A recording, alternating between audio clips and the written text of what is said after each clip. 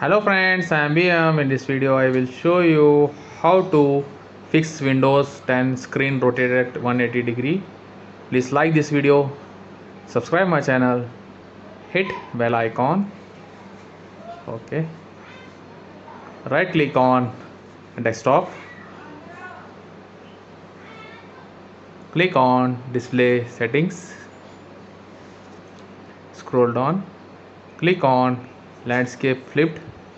Select here landscape. Click on landscape. Now click on keep changes.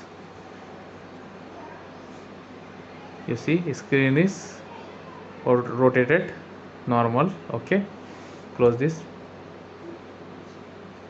You see screen is correct position.